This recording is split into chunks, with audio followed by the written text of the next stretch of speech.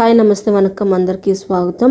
Big boss ఇంట్లో కంటెస్టెంట్లు ఎమోషనల్ను చూస్తుంటే ఆడియన్స్కి కూడా ఎమోషనల్ అనిపించేలా ఉంది. కానీ బిగ్ బాస్ ఇంట్లో ఇప్పుడు కంటెస్టెంట్లు ఏడుపులు చూస్తుంటే మాత్రం ప్రేక్షకులు తల పట్టుకునేలా ఉంటుంది. శుక్రవారం నాటి ఎపిసోడ్ చూస్తే ఒక్కొక్కరికి ఓవర్ యాక్షన్ మామూలుగా లేదనిపిస్తుంది. బిగ్ బాస్ షో ఎండింగ్లో పెట్టాల్సిన ఎమోషనల్ టాస్క్లన్నీ ఇప్పుడే పెట్టేస్తున్నాడు. దీంతో వారి ఎమోషన్స్ అన్నీ కూడా అసహజంగానే అనిపిస్తున్నాయి. ఇంటి నుంచి ఫుడ్ మెసేజ్ రావడం లేదని కంటెస్టెంట్లు ఏడుపులు చూస్తుంటే ఆడియన్స్కి తలనొప్పి వచ్చేస్తుంది. శుక్రవారం నాటి ఎపిసోడ్ ఎలా సాగుతుందంటే మణికంఠకు ఎలా ఓట్లు పడతాయో అర్థం కావడం లేదని ఇంటి సభ్యులు అనుకున్నారు. అటెన్షన్ సీకర్ సింపతి గేమ్ ఆడుతున్నాడు, చేసేదంతా చేస్తాడు, చివరకు మనల్ని విలన్లు చేస్తాడంటూ మణికంఠ గురించి సీత చెప్పింది. నీకు మాత్రమే ఎమోషన్స్ ఉంటాయా, మాకు ఏడుపు రాదా అంటూ మణికంఠతో సీత వాగ్వాదానికి దిగింది. ఇంటి సభ్యులంతా మణికంఠను ఏదో ఒకటి అంటూనే వచ్చారు. చివరకు నబిల్ మాత్రం మణికంఠకు పాజిటివ్గా మాట్లాడాడు. మణికంఠ నిజంగానే నటిస్తే ఎంతసేపు నటించగలడు అంటూ సీతతో నబిల్ అన్నాడు. ఇక ఆ తర్వాత నిఖిల్, పృథ్వీ, విష్ణుప్రియ, యష్మి, నబిల్ ఇలా అందరూ కలిసి ముచ్చట్లు పెట్టుకున్నారు. పాట పాడమని నబిల్ను అడిగితే బిగ్ బాస్ రూల్స్ బ్రేక్ చేయను అని, లైట్లు బంద్ అయ్యాయి, వెళ్ళి పడుకుందామని నబిల్ అంటాడు. దీంతో నువ్వు చేంజ్ అయ్యావు, అధికారం పవర్ వచ్చాక మార్పులు కనిపిస్తున్నాయి అని నబిల్ను పృథ్వీ ఆట పట్టిస్తూ ఉంటాడు. మార్నింగ్ మస్తీ అంటూ ఓ క్రేజీ టాస్క్ పెట్టాడు బిగ్ బాస్. మణికంఠ చేత్తో ఇంటి సభ్యులకు జాతకం చెప్పించాడు. కానీ అది అంతగా ఆడియన్స్ని ఆకట్టుకోలేదు.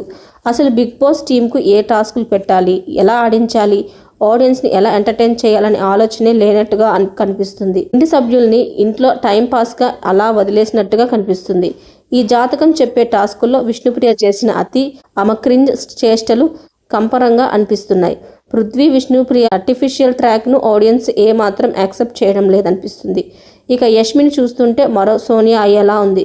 నిఖిల్, పృథ్వీలతో సోనియా ఎలా ఉండేదో యష్మి కూడా అట్లే ఉంటుందనిపిస్తుంది. సోనియా ఉన్నంత వరకు నిఖిల్, పృథ్వీ వద్దకు లేడీ కంటెస్టెంట్లు ఎక్కువగా వెళ్ళలేదు. ఆమె బయటకు వెళ్ళాక వాళ్ళిద్దరి చుట్టూ యష్మి, విష్ణుప్రియలు ఎక్కువగా తిరుగుతున్నారు. ఇంకా యష్మిని కన్ఫర్మేషన్ రూమ్లోకి పిలిచాడు బిగ్ బాస్. నీకు ఈ ఇంట్లో ఎవరంటే ఇష్టము అని బిగ్ బాస్ అడిగితే నిఖిల్, పృథ్వీల పేర్లు చెప్పింది. మణికంఠకు దూరంగా ఉండాలని అనుకుంటున్నట్టు చెప్పింది. ఇక యష్మి ముందు నిఖిల్ అమ్మ వంటకం, ఇంకా మణికంఠ భార్య ప్రియా వంటకాలను పెట్టాడు. ఇందులో ఏదో ఒకటే సెలెక్ట్ చేసుకో, దాంతోపాటు ఇంటి నుంచి వచ్చిన మెసేజ్ కూడా వస్తుందని అన్నాడు. అయినా సరే యష్మి మాత్రం నిఖిల్కే ఫుడ్ మెసేజ్ ఇవ్వాలని ఫిక్స్ అయింది. దీంతో బయట ఉన్న మణికంఠ ఫైర్ అయ్యాడు. నాకు ఆ మెసేజ్ చాలా ఇంపార్టెంట్ అంటూ మణికంఠ ఓవర్ ఎమోషనల్ అయ్యాడు. ఇలా ప్రతిసారి మణికంఠ కంట్రోల్ తప్పుతూ ఏడుస్తూ ఆడియన్స్కి చిరాకు వచ్చేలా చేస్తున్నాడు. ఆ తర్వాత పృథ్వీ కన్ఫర్మేషన్ రూమ్లోకి వెళ్ళి నైనికకు అమ్మ చేసిన ఇడ్లీ సాంబార్ను పట్టుకొచ్చాడు. విష్ణుప్రియ కోసం వచ్చిన వంటకాల్ని వదిలేశాడు.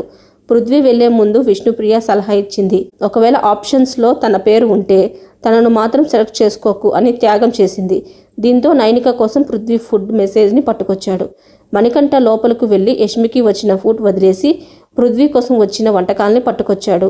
ఇక యష్మి తన తండ్రి గురించి వచ్చిన సందేహాన్ని చూడలేకపోయినని ఏడ్చింది. బిగ్ బాస్ టీమ్ మిస్టేక్లో యష్మికి వచ్చిన మెసేజ్లా అలా వేసి తప్పించి దీంతో చదవలేకపోయాను అని యష్మి తెగ ఏడ్చేసింది. ఇలా ఇంటి సభ్యులంతా కూడా చాలా ఓవర్ ఎమోషనల్ అయ్యారు.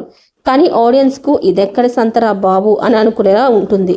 కంటెస్టెంట్లు ఎమోషనల్, ఆడియన్స్ మాత్రం ఫీల్ అయ్యేలా కనిపించడం లేదు. ఒకరైనా స్ట్రాంగ్గా ఏడుపులు పెడబొబ్బులు లేకుండా ఉంటారనుకుంటే ఒక్కరూ అలా కనిపించలేదు. ఇలా ఓవర్ ఎమోషనల్తో ఆడియన్స్కు విరక్తి పుట్టించేలా చేస్తున్నారు. వైల్డ్ కార్డ్ వచ్చాక అయినా బిగ్ బాస్ రూట్ మారుస్తాడా లేదా అన్నది చూడాలి. మరిన్ని వీడియోస్ కోసం నా ఛానల్ లైక్ చేయండి, షేర్ చేయండి, కుదిరితే సబ్స్క్రైబ్ చేసుకోవడం మాత్రం మర్చిపోకండి.